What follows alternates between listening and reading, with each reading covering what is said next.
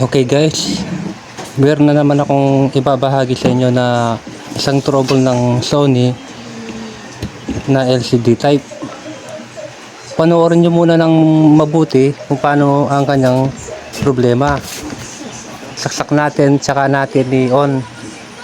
Tignan natin yung kanyang display kung anong makikita natin.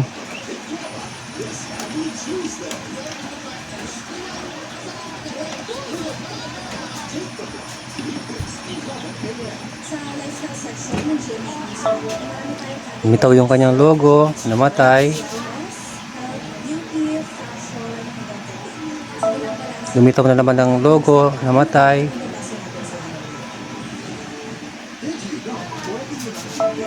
Lumitaw na naman logo, namatay. Ayun, nag-blink na.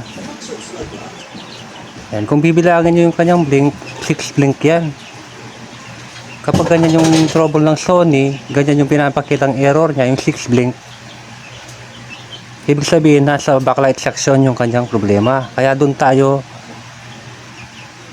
hahanap ng paraan kung paano natin ma-resolve yung kanyang problema. At ito, na troubleshoot ko na rin yan at nagawa ko na rin yan. Ibabahagi ko na lang sa inyo kung anong ginawa ko dyan. At panoorin nyo ng buo para makita nyo, kasi meron akong kakaibang ginawa dyan.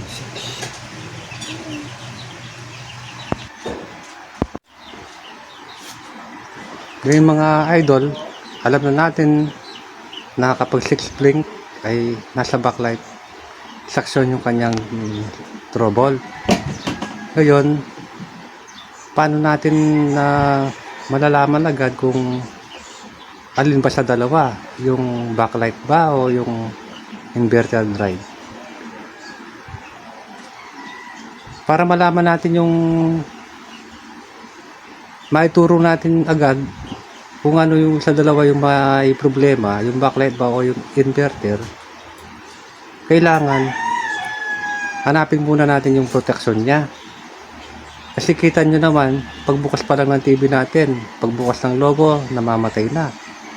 Hindi natin talaga makita kung ano yung pinaka problema niya. Kaya ang madaling paraan para maituro natin yung kanyang pinakasira, i-disable natin yung kanyang protection para magtuloy-tuloy yung kanyang power. Ngayon, yun yung hahanapin natin. At yun yung ituturo ko sa inyo kung paano i-bypass yung ganitong klaseng model, paano i-bypass yung kanyang backlight. Ito, kakaibang bypass ito. Ngayon nyo parang siguro makikita ito. Ako rin, ngayon ko pa rin nalaman tong paraan na to. Napanood ko rin sa kapwa nating tech vlogger. At isi-share ko naman sa inyo. Kaya panoorin nyo na ito ng buo. Ayan, kung napapansin nyo, merong isang backlight LED dyan na nakalagay sa likod. Yan yung ginawa nating pang bypass sa kanyang protection. Lagyan natin ng wire yan, negative sa positive. Tapos i-connect natin yan dyan sa may IC. Yung positive ng LED, i-connect natin dyan sa pin 19 ng IC na yan. Yan, kinonect ko lang yan sa SMD capacitor dahil nakakonect yan sa pin 19.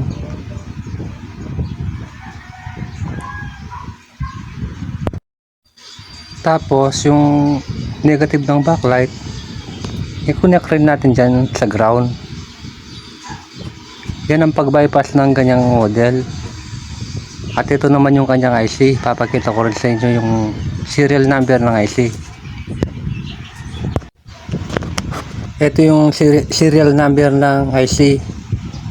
SS1091ASN. I-connect natin dyan yung positive ng LED sa pin 19. Magbibilang tayo. Umpisan natin sa may tuldok, pataas. Tapos paikot. Bilangin natin hanggang number 19. Yun yung i-connect natin sa positive ng backlight. Tapos yung negative ng backlight, i-connect na lang natin sa ground. Ngayon mga idol, dahil na-bypass na natin yung kanyang backlight driver, tignan natin kung anong resulta. Ito siya, tignan nyo kung anong naging dahilan kung bakit siya nagpo-protect.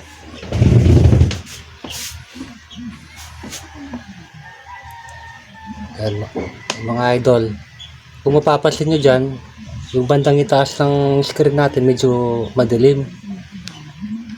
Ibig sabihin, yung backlight natin ang may problema. Ito yung TV na to, LCD type pa yan. LCD pa yung kanyang backlight. Hindi ko muna yan pinalitan kasi wala naman ako talaga pagpalit yan eh. Hindi ko muna yan ginalaw. Total pwede pa naman. Hindi naman masyadong halata yung madilim niya. At least napagana natin, na-bypass natin yung TV, napagana natin. At nakita rin natin yung kanyang problema. Yun mga idol, yung tandaan nyo lang, kung pwede lang, ilista nyo. Pag ganyan yung IC na ginamit nila, yung IC na yon, yung pin 19 yung ano doon, yung pin 19 yung kanyang protect. Gamitin nyo ng LED, kahit na nung LED, pwede dyan. Yung ginamit ko dyan, 3 volts na LED backlight. Ayan mga idol, kung nagustuhan nyo yung aking video, huwag niyo kalimutan mag-subscribe at i-like na yung ating video at pag-share na rin. Maraming salamat idol.